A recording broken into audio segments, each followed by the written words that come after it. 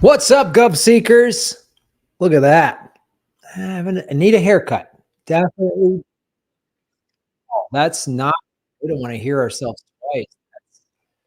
That's a lot. All right, there we go. We're streaming on my YouTube, on Lee's YouTube, and on Rockfin. Don't know what's Rockfin's future is. We won't get into the specifics of that, but there's some question marks with Rockfin. Hello. Yes, apologize for the delay. We have a fantastic episode for you today. We did not do last week. We're going to do 2 weeks in a row, this week and next week. So I think you're ready. I know I'm ready. Lee Camp looks ready. My hair is as ready as it's going to be. The one of 3 collared shirts that I own is ready. So, I forgot to wear my necklace. Oh, I feel naked. This is just disgusting. I'm sorry that you're getting to see a non-surfer chain neck. We're all going to have to deal with it, guys. I don't know. Maybe this turns you on. I feel like I'm losing my power. It connects me to the ocean and it helps me communicate with dolphins. But we don't need to do that today. So let's get into Government Secrets episode 169 with the 2 most censored comedians in America, Lee Camp and Graham Millwood. No necklace. Dude, the full frontal neck is, that is too much. It's a lot. Too much. It's just like just raw dog in my neck is just raw dogging it. Dude, we are going to get that NC-17 rating on this podcast. This is what happens when I forget to wear my puka shell necklace. It's really really raunchy. And you say you need a haircut. Your hair currently at this moment is shorter than mine has been, including during that acid rain burn victim moment I had. That is, I have never had, I don't know if my beard's ever been as short as your hair is right now. Were you just born with like long hair and a beard? Is that what happened? Oh no, there are photos out there of the short hair. It's not pretty. When I first moved to New York, 21 years old, and had the headshots taken, I had the little short, spiky boy band hair. Oh yeah. Where are these photos? I need to see these photos. I'm hoping no one ever finds them. Well, my headshot is up at the Zanies Comedy Club in downtown Chicago when I was 22, where I have a vest over a t-shirt. Nice. And thankfully it's from the waist up, so we don't see my acid wash jeans. That's but you did have the big staying alive collar, right? No collar. Polka dots. No. I mean, that was my, I was on the cutting edge. I was like, I'm not going to be one of those comics with the sport coat over the t-shirt and the sleeves rolled up. I wasn't going to be that guy. So I went vest over a t-shirt. Or the blazer with with the sleeves pulled up. Yeah. That's very classic stand-up comedy. I don't know how that worked. I don't know if there were some sort of buttons involved, secret buttons to keep the blazer rolled up. But... secret button on the next episode of Government Secrets. It's 80s comedians' secret button. It seemed to defy gravity. Yeah. And then as those sleeves went up, then you started chalking in that comic. Yes, is it just me or the McNuggets as crazy as I thought it was? How is it? Yeah, people talk about stealing material. How is it there was an accent that just like infected comedy for years? And then the Jim Ignatowski, where they pull their hair back and go, no, Jack Nicholson. That was Jack Nicholson. You gotta do a Jack Nicholson. My Jack Nicholson is horrible. But yes, the 80s. Well, I'm sorry for our increasingly erratic schedule. The nerve of a friend of mine to die last weekend, so we did not have a show last week. But we'll have 2 weeks in a row now, this week and next week, and then I'll be gone for like 3 weeks. So. Where are you going? Tibet. Are you joining a mob? Are you going to shave your head? Right now, you're looking at me like he's really clearly not going to Tibet. I don't know. You're like, I'm going to get it out of him where he's actually headed. I feel like you're going to Orlando and you don't want to admit it. So you're going to go the polar opposite. I'm going to Tibet, man. I'm just going to find myself. Yeah, it is funny. With what people know about me and everything, I would not be ashamed to be like, look, I'm going to spend a week at strip clubs drinking whiskey. But what I'm ashamed of is I don't want to tell everyone I'm going to spend 3 weeks at Disney World. I can't let that get out. Just you with funnel cakes and a hat and just like pictures with Goofy and. But I have thick sunglasses on so people don't realize it's me with the Mickey Mouse ears on. You're wearing like bright colors like you never wear, just like plaid and fuchsia. I mean, I dress up like Snow White. I mean, if you're not gonna LARP, why go? Well, now this Lee Camp Disney run, I gotta see. This one, we need to live stream this one. Listen, there is a Snow White living inside of me that just has to get out sometimes. Lee, I'm just glad you're finding who you really are. That's all I care about, that you're happy. You know, it's like a serial killer killing cats so he doesn't have to kill humans. That's what this is. I go and I dress up like Snow White so I don't have to dress up like her all the time. That's a big leap, killing cats to dressing up as Snow White, but all right, man. It's a big leap for you, Graham, but it's just a small step for mankind. Yes. For me. I know. I'm the closed-minded one. I'm the closed-minded one. Come on, Graham. Open your mind a little. Stop being so conservative. I am such a prude when it comes to Snow White and killing cats. I just all right. If you want to keep being cryptic about your Tibet trip, that's cool. We'll just I'm not being that cryptic. I have a cool well, I haven't really revealed what the project is, but I will. But I have a cool project and I'm gonna be in Tibet for a few weeks filming. So that's awesome. Yeah, that's cool. And I hope it's like we're opening up a new Walmart in Tibet or something. Is that? Yeah, I have a brand opportunity, brand ambassador for Axe body spray in Tibet. And we're trying to get monks hooked on Axe body spray.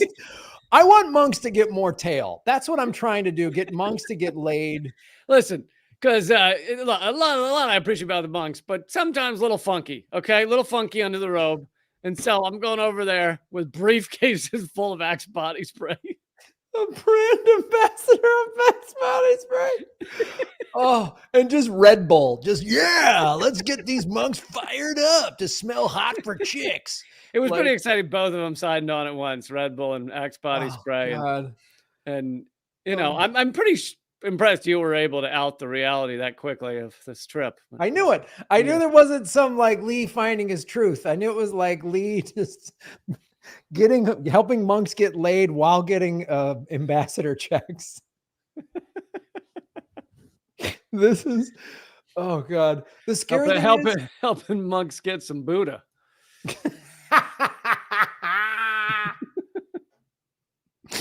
Oh yeah, here's some. You're gonna get some peace within. That's what I'm talking about, fellas. All right. And you just fly over a bunch of Hooters girls and stuff, just like Yep. The Axe girls are coming with me. Oh, this sounds great. This sounds like a great trip. Well, yeah, they all have the t-shirts on that say "Shaking some Axe." Yep. You have this way too planned out. This isn't a riff, Lee. This is like you're reading off a pitch deck. It sounds like I've got 300 of the t-shirts right across the room. You can't see them in the camera, and you know, the question is whether I'm going to be able to move that many units, but I'm hopeful. You're just sitting on like a pyramid of Axe cartons. You know what I mean? Just boxes. Oh God. He's the Axe man. And it's just you and some monks with like shirts off, just like grinding axes while hot chicks spray you or whatever. Oh, this is great. Yep. Your fantasy is coming true, Graham. Oh, I can't wait to shoot this. This is the best thing ever. What's scary is if some influencer or marketing guy at Axe is listening to this going, wait a minute, fellas, I got to. Yeah. He's like, you guys were kidding, but let me take this. Let me run this up the ladder. Gas up the private jet. We're going to Tibet. So that's the show, folks. Thank you for being here. I think we should transition from this funny riff into you talking about a kidnapping. Oh, absolutely. And some murder. There's a little bit of murder. There's a touch of murder. That's the Axis thing. A touch of murder, and then somebody axes someone to death. That's the thing. Oh God. So, segment number 1, Lee Camp. This is what happens when we don't do a show for 3 weeks. It just gets nutty. Yes, it does. It gets loose. Yeah. So, but this is an exciting show. We have the forgotten side of the Patty Hearst kidnapping and the hidden creation of the scientific method. Well, let's start with old Patty Hearst. Now, I'll give a short rundown. Really, what I want to talk about is the stuff that's not talked about the Patty Hearst kidnapping. Because I just learned about this recently, and I don't mean Patty Hearst, but I learned about the other details recently, and it kind of blew my mind compared to what we kind of just know, or most people know. It's like, I've never really read up on Patty Hearst. I just knew she was kidnapped, this heiress to the newspaper fortune, of course. This was the newspaper king of the entire nation. Her grandfather, and William Randolph Hearst, and we should give a little context. So is the Orson Welles movie, Citizen Kane, and just a little backstory on William Randolph Hearst. We've talked about this before. He's one of these big, powerful magnates. He did all this awful shit to get powerful, like most of those guys did. And when Citizen Kane came out, William Randolph Hearst hired people to go to movies and yell and boo it, so it wouldn't. And it's some people, now this is a little more conspiratorial. Some people think that it's one of the reasons why Orson Welles never directed many big movies since, because William Randolph Hearst, that had a lot of influence in Hollywood, was like, nope, he gets nothing. No more studio deals, no more movies, nothing. So that's what some people contend. Yeah, I don't know whether that's true or not, but it is kind of amazing that when they want to, they can shut down even massive money makers. I mean, the way they shut down Janet Jackson after Nipplegate, even though she was like the top recording artist in the world, like, yeah. Yep. But anyway, so the short version, because I want to get into the other details, is that this heiress is kidnapped in San Francisco, and she's kidnapped by this group, the Symbionese Liberation Army, which is not actually an army. It's about 7 people. And they have her basically tied up in a closet, and they're putting out, their treatise over radio waves, asking for various forms of ransom. But the real ransom they're asking for is that the Hearst family give millions of dollars to poor people, basically feed the poor. And over that course of time, she slowly starts to come to their side and belief in things. And then ultimately there is film of her. This is after over 2 months, I think, film of her helping them in a bank robbery, standing there with a gun. And she now goes by Tanya at that point, and she starts putting out the recordings rather than them say, or no, I guess it was always her, but now she sounds like she's part of them. She says, "Hi, it's me. I'm now Tanya." And she demands that her parents go along with their requests. And anyway, so we'll get into what happens with the rest of it, but I just wanted to get that part out of the way. We should just say this too. Then there's a contention that she was brainwashed, like she didn't. And this might have been, I don't know if this is part of your story, but I think there was a court case. Like when she held up the bank, did she know what she was doing? I'm going to get into the court case. Okay. Yeah. Yeah. So, and this goes on, I didn't realize how long it went on. It went on an impressive amount of time, but okay. So now I'm going to jump to, this is history.com. Well, actually, before I say that, then she kind of disappears for a while. Like the recordings stop coming as frequently. They go down to Los Angeles to try and hide. Things had gotten too hot, so to speak. She's furious with her parents at this point. Her parents they gave like $2 million to poor people, feeding them. But two things. One is they didn't want to lose any more money. The board of the Hearst Foundation didn't want to lose any more money. So basically they're like, if she dies, she dies. We don't want to lose any more money. But on top of that, her parents were far less rich than they were telling people. They, had a few $1 million, but they were not like massively rich. I mean, her father was kind of a figurehead. It was actually the, grandfather that was the lead, and the Hearst board kind of viewed her father as just a idiot. So they didn't want to admit they didn't have the money to do this, because the amount of money it would cost to give, they wanted them to give to every poor person in California like the equivalent of $70, but that would come out to $40 million in those dollars in the 1960s and 70s, which was an unbelievable amount of money, and still is, but more so then. This is kind of typical of a lot of really rich people. They get a little wealth and they want people to believe that they're worth hundreds of millions of dollars, and it's not. And so many, and it's a front. They buy the big house and they're constantly buying and there's this big they can live on debt in a way that an average person cannot. Right. Exactly. Because if you have, let's say, $10 million in assets, you can get a $2 million line of credit. Let's say that's a 20% loan to value, and you're not paying taxes because it's debt. It's not income.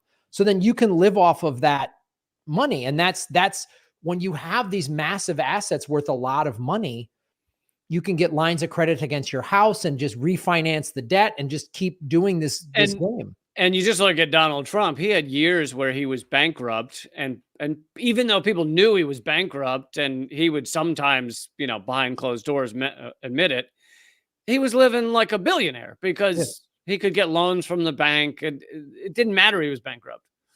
Anyway, so months go by where they don't hear from her, but she is involved to one degree or another with these attempted bombings of police cars. There's pipe bombs put under multiple police cars. A lot of them don't go off, but some of them do go off, but there's no cops in there. And so it blows up a car, but the cops don't die. So they're trying to blow up these police cars, but they basically fail at killing anyone. Probably for their prison sentences, that's a good thing. So then they all go down to LA, but they split up, and the LAPD finds out. So now the LAPD is taken over, which means it gets far more brutal because it's the LAPD. I mean, they were like mafiosos then and now.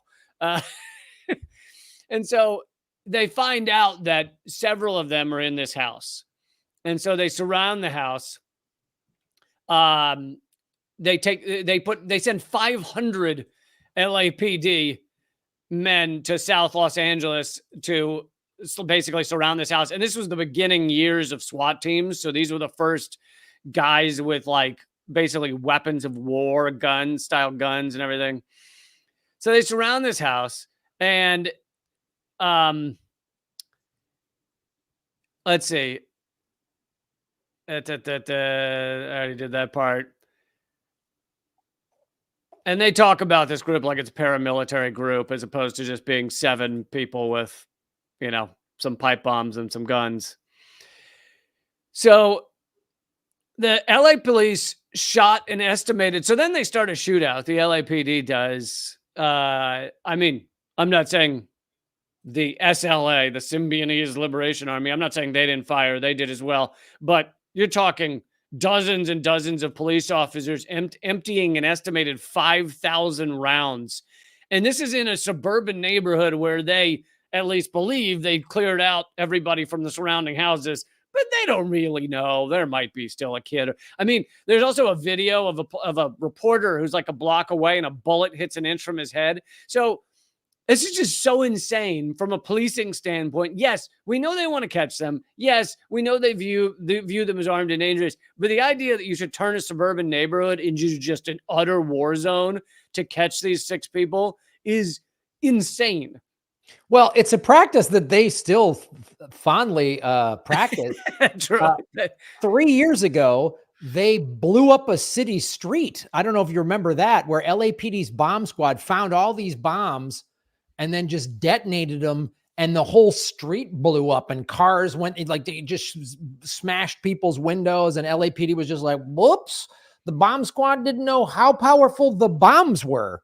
And I forgot that. Oh, that was a fantastic. They blew up a city street. Look it up 3 years ago, 2021, maybe 2022, I think. Yeah. Well, as long as it was the time of COVID, people were kind of bored. That was probably kind of exciting. So. This will get you out of your quarantine. Boom, boom, boom, boom. But so they just, and I saw a video of this, like they really just turned this house, the area around this house into an utter war zone, just thousands of rounds pumped into this house. They then start firing tear gas into the house and still the people don't come out. Now they claim, and who's going to look into this other than the LAPD? No one's ever going to look into this, but a massive fire starts in the house, and the LAPD says it was from one of the tear gas hitting a canister of gasoline that happened to be sitting there, or whatever they say. But I'd say there's like a 70-30 chance that they lit the house.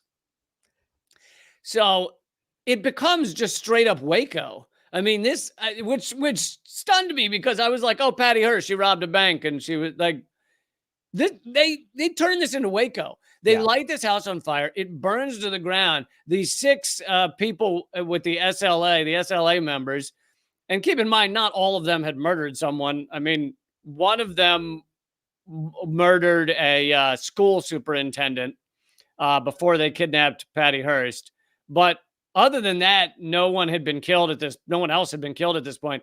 So it's like, to just burn all of them alive is, I don't know, it's insane. But so all 6 or 7 of them are just burned. Oh, no, 2. At the last moment, 2 of them run out and are arrested. But like 5 of them burn alive in this house. The 2 that are arrested, they're probably the only reason they didn't shoot them is they were just out of bullets. They were like, click, click, click. Yeah, right. We got I guess we'll just, all right, just arrest them. I don't know. I mean, we could throw them back in the fire, maybe. Yeah, let's just. Oh. So Patty Hearst and 2 others were not in the house. They were somewhere else. And they basically go into hiding. And it goes on for months. I think, I don't remember the exact dates, but it might be another year where she goes into hiding. Then they decide to, they go and live in like Pennsylvania. And then they come back to San Francisco and start making some bombs again. But they're pretty quickly caught at that point. And at that, when she's caught, she is full into it. She is a revolutionary. She's handcuffed and she's holding up her fist, given the power fist as she's taken in the first several interviews. She says, I'm with my comrades. We're fighting for equality and all, it was a lot of Marxist, thought or talking points, along with murdering cops is a good thing. Like, so yes, there's a bit of a mixture, potpourri, if you will, a potpourri of some things. But over the course of, I think the combination of she's not surrounded by the Symbian Lebanese army, whatever they call themselves anymore, which by the way is a made up word. They got it from symbiotic something. So it's not they're not an army and Symbionese is not a thing. So anyway, it's a made up country. Yeah. It's all just made up. So I don't feel bad when I get it wrong. I'm not, if it were the Congolese, then I'd be like, I should probably get this country right. Anyway, she slowly basically comes out of it after months of no longer being surrounded by her quote unquote comrades, as she would call them.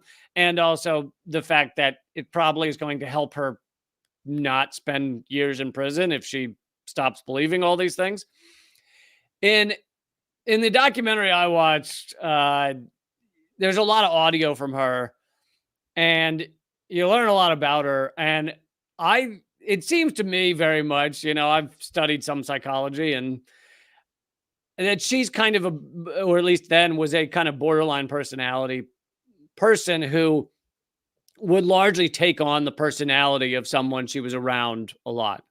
And so before she's kidnapped, she's engaged to a professor, I think at Berkeley, and basically had taken on his life. Then she's kidnapped and she becomes one of these people. Then she slowly snaps out of that for her trial and everything. And she is, and we'll get into the question of brainwashing in a second, but I want to say this first. She is convicted, and she, but the judge during her, I think, sentencing time and maybe even appeal, so a long time, she's put on house arrest, not in prison, and she's watched over by police officers. And she ends up becoming married to one of those police officers. So she basically just and she also dated for many months one of the Symbian Lebanese people. So she basically just attaches herself and becomes whatever she's around the most. And there's interesting arguments about brainwashing, because on one hand, you're like, well, they had her locked in a closet. She certainly could have feared for her life, even if they never threatened to kill her, which it seems that they didn't. But she certainly could have feared for her life. But so there's months and months in that locked in that closet, and she starts becoming sympathetic to all of their views. And the other thing that goes on during that time, during these several months, is that by the telling of the other people who survived, she ultimately becomes hot on one of the captors, and they end up having what is arguably consensual sex, and they end up dating, and there's a lot of love letters written by her to him that they still have. And then when she's arrested and everything, she ultimately eventually calls it rape. But the people who survived, the two other members who survived from that time, they agree with everything else she says. Like, yep, she was locked in a closet. Yep, we did this. Yep, that. Yep, she was scared, but we didn't hurt her. What, all these things. But they vehemently deny the rape charge. They say, like, actually, there's a debate amongst the group as to whether to let the two of them sleep together because it would be wrong under the circumstances. Anyway. So there's an interesting debate to be had as to whether can it truly be consensual if you're technically a prisoner? Are you technically a prisoner if you're holding a gun and helping them rob banks? There's a very interesting debate to be had about brainwashing. Yeah, Stockholm syndrome. There's an interesting debate to be had. Yeah, and. But I could also argue that, like, everybody in this country who believes that what's going on in Gaza is not genocide, in a way, they're brainwashed. I mean, in a way, they've been brainwashed by the propaganda. So, but does that mean they're not accountable for their beliefs? Does that mean you can't say, hey, you're a fucking dick for believing that? There is a fair amount of culpability. I mean, ultimately, it goes with the leadership. But if people willfully... Yeah, no, I don't mean they should be arraigned on genocide charges. I just mean, if you're arguing with one of them, are you just supposed to believe their ideas are not their own? Or are you supposed to say, hey, you're a real dick on this? Right. Yeah. You've been brainwashed and you're a dick. Maybe those and two. You be both. You're a brainwashed dick. But another key point, and I'll wrap up here in a few minutes, but another key point is that when she's first arrested and she gets convicted, which a lot of people thought she wouldn't, and she's supposed to spend, like, she doesn't get convicted of the worst charges, but she's supposed to spend, like, oh, and by the way, later, so there's the famous photo of her robbing the bank with a gun. That happens in the first, like, 2-3 months. A year later or something, they rob another bank. She's the getaway driver, but she's not inside. A gun goes off or accidentally goes off or something, and they murder someone. And she's the getaway driver. And until early 2000s, that is never a court case. There's no prosecution of that whatsoever. All the prosecutions have to do with other acts that went on, like the first bank robbery. And her lawyers worked very hard to get the one with the murder basically ignored or put aside so that she wouldn't have to confront that. But anyway, when she's first convicted, there was a real sense across America of like, wow, the rich don't just get off with a free ride. I mean, this is a multi-millionaire heiress to a massive fortune. And she got convicted, and everybody's like, look at that. Justice is actually to some degree blind. Like, she is going to have to spend time in prison. But over the first 2 years that she's in prison, with their access to all the newspapers, her parents and the board and everything, it's article after article about, how she was brainwashed and all this stuff. And they made the history of Patty Hearst basically one bank robbery. And all the rest gets erased. The pipe bombs under the police cars. She also sprayed a sporting goods store with machine gun fire when her comrades were getting arrested by the store owner. She just hosed down the place with machine gun fire, and no one got hit, and they got away. But anyway, all that gets ignored, and it's just this one photo of her with a gun in a bank. And this is part of the defining of history that's done with the power that the Hearst family had. They redefined what the history was. And so she's in prison for 2 years. And then there's a lot of pressure on President Jimmy Carter by powerful people to commute her sentence, which he does. So she only spends 2 years in prison. Then in the 90s, but that means she's still technically convicted. She just only spent 2 years in prison. In the 90s, there's pressure on Bill Clinton to pardon her, which he does. So, the idea that justice is blind and the rich don't get away with everything. Well, here she is. She doesn't spend her whole time in prison. She gets all of it pardoned. And the other surviving people, of course, spent far longer in prison. And again, there's also fair arguments to be had about brainwashing. So it is a little confusing, but to me, there's a big point here about, no, the rich do kind of own the justice system. Oh, absolutely. Especially when, in this instance, the rich own the media. So they own newspapers. So they can put out all these stories, brainwashed, she was brainwashed, she was brainwashed, she was brainwashed. So that everyone's like, oh, and then, let's be honest too. She's a rich white girl. So rich white women are going to be viewed as like, oh, it was innocent. She's an innocent little lamb. Well, she seems like she's like, we'll go with wherever she's got to benefit herself. Yeah. And then last thing, a book comes out. I can't remember who wrote it. One of the surviving people puts out their book. The book implicates them in that bank robbery where the woman's murdered, and new charges are brought on several of them, and by that point they're in their 50s or 60s. And several of them spend several more years in jail, but not her, not the getaway driver. Yeah. And the love letters and everything, that feels very consensual to me. So I don't know. Yeah. And they make a big point of the fact that she was given a charm, some kind of charm by the boyfriend who she had sex with while she was in captivity. He ultimately dies in the fire, but she keeps the charm with her all the way a year later when she's arrested. She still has it with her. And, there's a lot of people who testified against her and stuff who said no rape victim would keep a keepsake of their rapist. But, have your debates as to whether that's true or not. Yeah. She just got rid of it when she realized it was more convenient to start dating a cop. Yeah. And marry a cop. Yeah. So,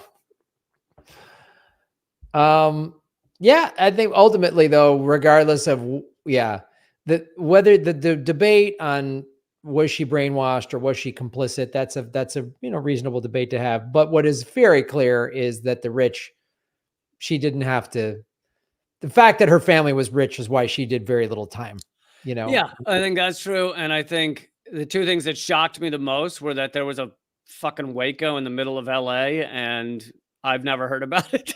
Right. I didn't know they burned 6 people alive, or 5 or something. And the fact that the Hearst family basically defined the history as as a kidnapping plus one bank robbery. Right. When there was a lot more. Right. Yeah. Yeah, some of this stuff I remember the bank robbery, but I don't remember ever hearing about the bombing and the thing and sleeping with the guy. And that's all new. Yeah. Yeah. Yeah. All right. Well, that's the truth of Patty Hearst. In keeping with our theme of rewritten history, let's do segment number 2. So if you ask most Americans or people in the West, who came up with the scientific method, some people would probably say Isaac Newton or, one of those guys, Copernicus. I would have said Gallagher. Yeah.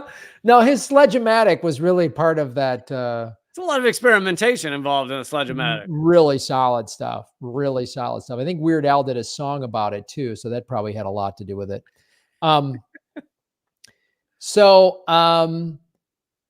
Then some people who know a little more would say, oh, it was Roger Bacon, who was an English scholar and friar, and in the 7th and 13th century. Hold on. Bacon was a friar. Come on. Lee, everything doesn't have to be a food riff, okay? Can we just please get through a segment? Can some things be a food riff? Roger Bacon and his brother Ham Sandwich were friars in the 13th century. And it is considered to be the pioneer in the field of optics. And he described in exquisite detail a repeating cycle of observations, hypotheses, and experimentation in his writings, as well as the need for independent verification of his work. So that sounds like, the scientific method. But 250 years before, on the need for experimental confirmation that Roger Bacon came up with, the Arab scientist Ibn al-Haytham was saying the exact same thing. This is marked, this is in the year 965 during a period marked as the golden age of Arabic science. Sorry. So al-Haytham, and again, I'm today old when I learned about this. Well, the other thing, I love how we'll think someone invented something and then you find out that, oh no, like another guy invented it 300 years before, but then people just kind of forgot. Yeah. And not every time, but oftentimes it's like the guy that we thought invented it was a white dude, and the dude that actually invented it was a man of color. Like that's usually like our segment from a couple years back about how Magellan did not actually get around the world, and in fact probably the first person to get around the world was like his servant Enrique. Yes, there's a lot of that, and there's all this these Arabic scientists, I mean, there's all this evidence that there's a lot of these guys came up with stuff hundreds of years before people in Western Europe came up with it. So as we get into the history of this dude is unbelievable, right? So he was a medieval mathematician, astronomer, and physicist of the Islamic Golden Age from present-day Iraq, referred to as the father of modern optics. He made significant contributions to the principles of optics and visual perception in particular. I went to his Wikipedia page. There's 46 books he's written. And then there's another 4 that are lost works. Like there's 46 books. There's the lost works, a book in which I've summarized the science of optics from the 2 books of Euclid and Ptolemy.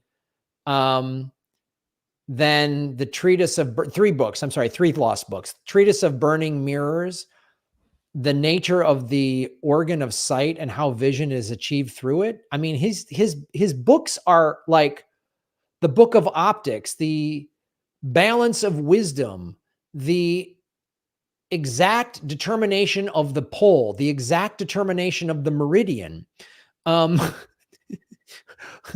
horizontal sundials. I mean, like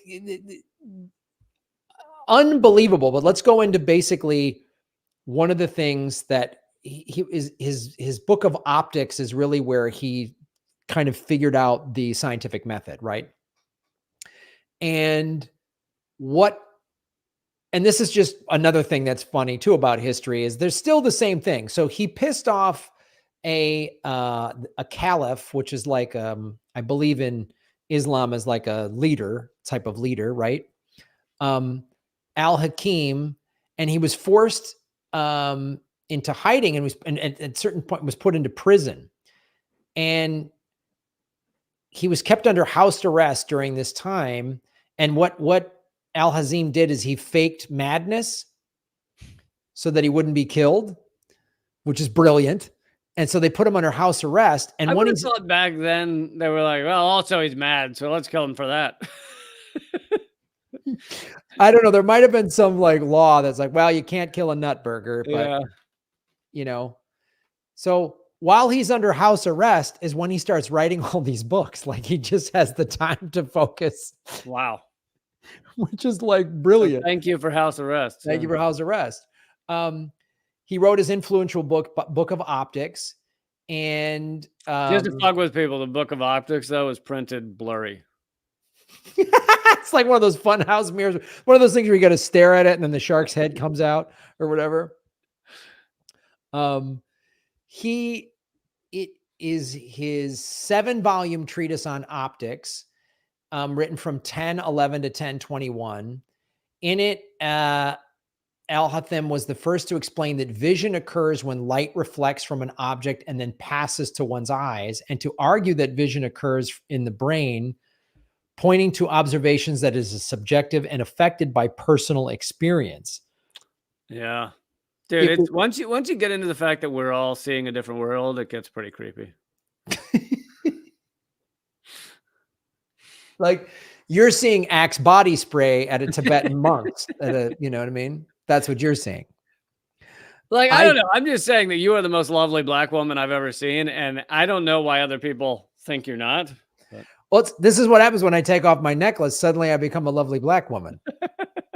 The necklace makes you see it's like an optical illusion, making me look like a surfer comedian guy. I can't believe Marvel hasn't made your movie yet.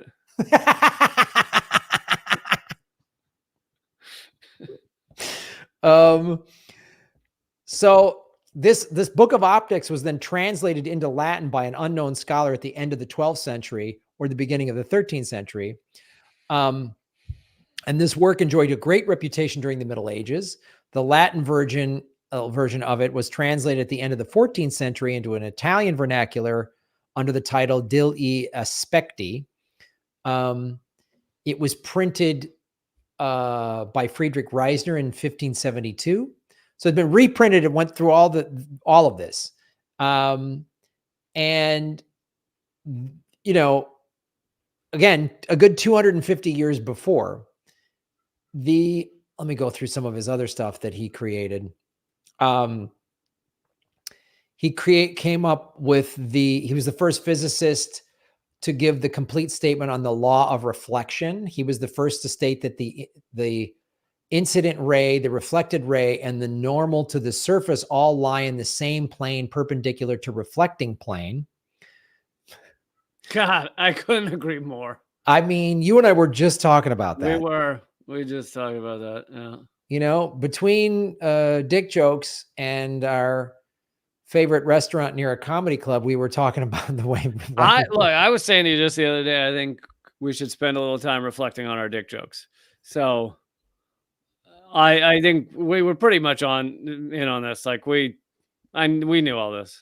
Well, he was the first scientist to realize that when light reflects off of a dick joke, that's when it becomes an actual dick joke. Like, depending on the lighting on your dick, size is relative to light reflection. He put out a whole book on this. So, right. Gentlemen, make sure you have the lighting correct in the bedroom. If you have good lighting, you look like you got a big crank. You know what I mean? Like that was the title. That was the title of his book. Title of one of his lost works. Light makes your crank look big. And they translated that into French and Italian. Yeah. And The Italian, I think the French one was Le Big Crank or something. Anyway, Le Big Crunk. Le Big Crank. So, yes, this guy created a lot of wonderful things. And you got to get some peer review on the size of your crank. Like, listen, I'm going to present this to a room full of doctors. He came up with the camera obscura, which was known to the ancient Chinese and was described by the Han Chinese polymath Shen Qiu in a specific book, Dream Pool Essays, published in the year 1088. Aristotle discussed the principle behind it. Problems, but Alazine's work contained the first clear description of camera obscura and early analysis of the device.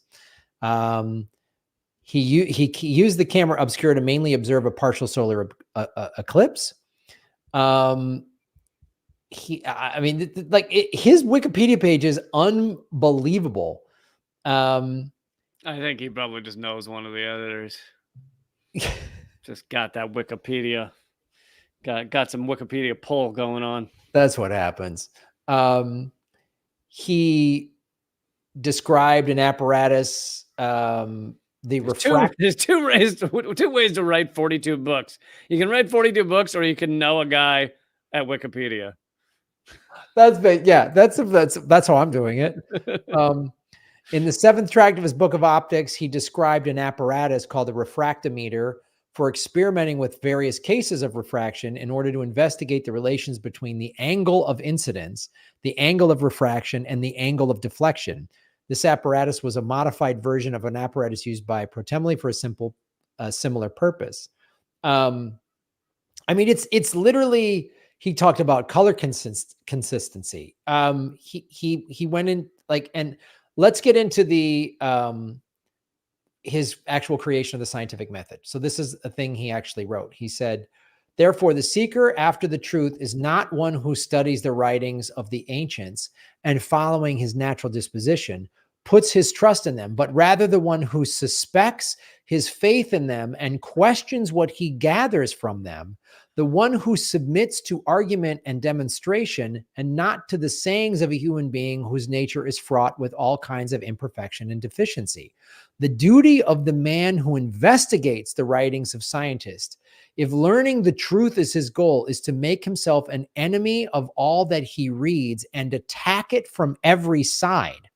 He should also suspect himself as he performs his critical examination of it, so that he may avoid falling into either prejudice or leniency. It's like science should be the opposite of comedy. With comedy, it's like one person may be like, I love that joke, while everybody else hates it. And you got to be like, well, that guy liked that joke. With science, it doesn't matter if one person's like, no, this is how it works. That's what peer review is about. 99% say no. Right. And what this guy figured this out, over 1,000, almost 1,000 years ago, was that, take your goddamn ego out of it. And the goal is the truth. But human beings still 1,000 years, and especially when you bring governments and capitalism and for-profit medicine and for-profit, then it's not about, let's get to the, COVID is a great example. Trump was president. He said, and it became a political issue, right? It wasn't like, let's just get the best scientists in the room and figure this out. And everyone can ask as million questions as we can. Remember, Trump said, I'm going to have 100 million people vaccinated by the end of 2020.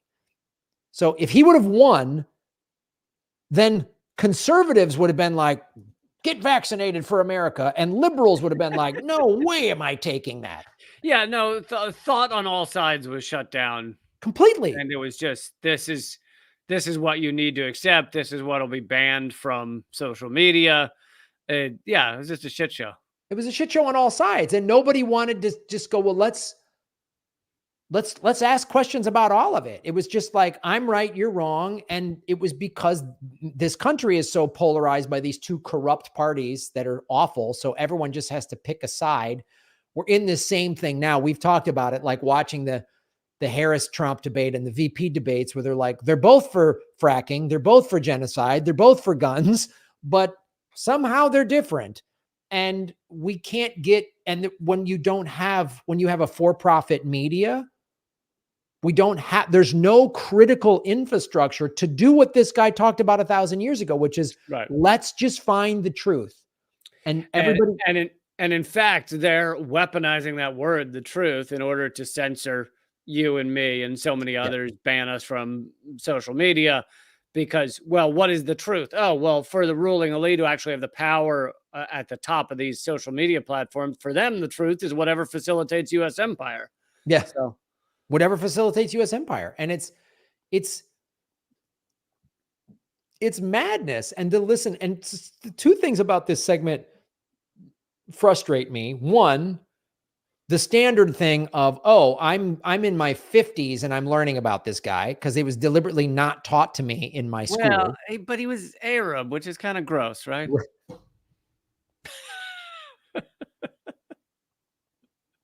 Right. Yeah, I feel like you're burying the lead here, Graham. Which is probably what my school principal said. And like we're on our 169th episode of this show. We've been doing it for 4 years, and we're still like, wait, what? Like, we're still yeah. When does it end? I mean, and then secondly, the creation of the scientific method that he created 1,000 years ago, we need to implement that with everything that science, like, just find the best answer. Well, and just the other day, I was saying that, like, the way society should work is, if they weren't corrupted, if their money were taken out of it, etc., is you have so many experiments of society around the world, and you can look at each aspect and be like, well, which one results in the most comfortable people, the happiest people, et cetera, et cetera. You could come up with some things you're trying to achieve, like all of those. And you could go, oh, well, let's see, in Denmark and Switzerland, the police regularly kill 0 people a year. So let's look at how they do policing and implement that in the United States. But we don't do this for anything. And you could do it, go down the list. You could do it for everything, for environmental sustainability, for anything. Education. We don't do that at all. It's the polar opposite. No. And it's like, every society has things it's doing really well. American society has things it does well. I've traveled around the world, and there's aspects about American infrastructure and stuff that I like. And it's crumbling because we're spending our money on wars and Wall Street bailouts. But like, we should be going around, doing what you're saying. Like, let's get everyone together, tell us what works, and also understand certain cultures are not all going to want the same. Like, we have this thing, everyone wants democracy. Some cultures don't. Some cultures are like, nope, I don't want it. Well, then there's our culture that wants fake democracy. No, our culture is Disneyland. We don't want to know how the sausage is made. We want everything wrapped up and fake and nice, and there's a parade at the end, and we all get a cookie. That's what America wants. One of my favorite examples of I'll give 2, of just ignoring the obvious answer. You have, like, where Utah implemented a solution to homelessness, which was to give every chronically homeless person, wait for it, a home, an apartment. And it saved the state money. They decreased chronic homelessness by 95%. So they almost wiped out homelessness in Utah. They then stopped that program because it was working so well, and they didn't like that. And now homelessness is back to, fairly close to the old levels, because why would you do something that's working? And then another example is, like, there's been several studies recently, mainly in Europe, of, it could just be one company, but various areas. I think one of the main ones is Iceland, where they tried out 4-day work weeks instead of 5, instead of 6. And, and maybe extended the hours a little bit on the 4 days you were working, but maybe even not. And they found that, guess what? Everybody's happier. the bosses are happier, the workers are happier. They didn't lose money. They didn't even lose productivity, because when you've got 3 days off and you work 4 days, the workers worked much harder during those 4 days to get their stuff done. And they had a clear mind because they were healthy and they were happy and they had 3-day weekends. Anyway, so basically it works in all regards, and we don't do it. Yeah, because it sounds like dumb hippie talk, Lee, to be quite honestly. It just sounds like you want to run around in your underwear smoking weed. I forgot to mention, it goes with the whole work versus nude. So it's nude 4-day work weeks. Yeah, you just want to spend 3 days doing body painting and patchouli and whatever other kind of godless nonsense you're up to. That's why I'm opposed to it. And helping the homeless, well, Jesus wants people living in tents and doing heroin on the street. So that's that. That is what Jesus said. He said, thou shalt be intense. Yeah. Yeah. So that's this dude. Read up on him. I mean, read one of his 46 books, and this is going to open up a whole rabbit hole of a lot of Middle Eastern and Islamic scientists and stuff that was created in the Middle East centuries before it was created in Western Europe, centuries. And we're going to do more of these segments is my thought on this. This feels like when I opened the door to Lost Nukes. I was like, oh wow, this will give me a dozen segments over the next year. So you're going to do Lost Scientific Geniuses? Yeah, we'll do Lost. Is that your new beat? Your new wheelhouse? Yeah, I might come back. I might sprinkle in a CIA operation in there or something. One that could give you, endless weeks of government secrets is the women who have been forgotten behind scientific achievements. Oh yeah, for sure. That's a whole all kinds of achievements. Yeah. So I think that's our episode, pal. What do you got going on? What's going on in Lee Camp's world? Well, let me just highlight that what's going on in Lee Camp's world in a few minutes is an extra segment for people at patreon.com/government secrets. And the moment you become a member over there, you unlock like 60 extra segments. So loads of fun over there if you want to join us in a moment at patreon.com/government secrets. Outside of that, I have a brand new podcast, but it's not, don't worry, I'm not seeing anyone else. It's okay, Graham. Sure you were nervous. Are you not busy enough doing podcasts and live streams? You needed to add a new one? I am. Yeah, there is that. There's the 14 hours a week of live streaming, but part of it is just repurposing everything I do is part of the key. This is a just comedy podcast. It's just my comedy segments. And the first 2 episodes are already up. And I don't know if Graham, you're a comedian, so I'm sure you caught on to it. It's just comedy, and it's just comedy, like just war, like just comedy, right? You get it? Yeah. All right.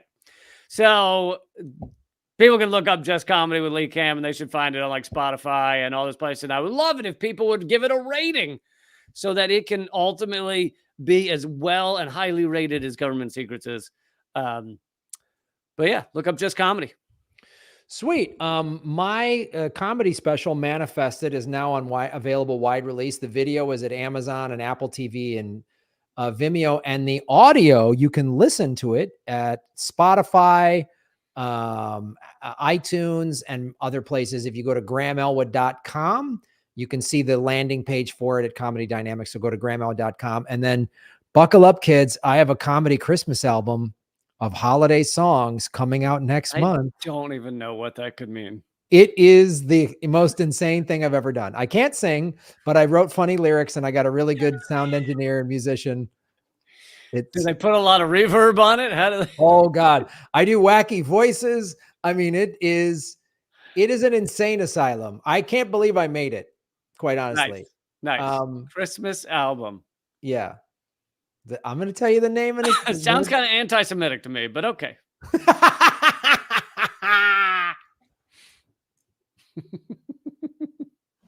Yeah, stopping genocide means you hate Jews. That's what it means. But yes, By the way, I'm putting my Linktree address in the chat here because people can also find the podcast there. Linktree.com/LeeCamp. So yes, go to grahamelwood.com. I'll put that in the chat as well. And then guys, go join us over at patreon.com/government secrets. This has been Government Secrets, episode 169. Science and Kidnappings. see you in a minute. Thanks, guys.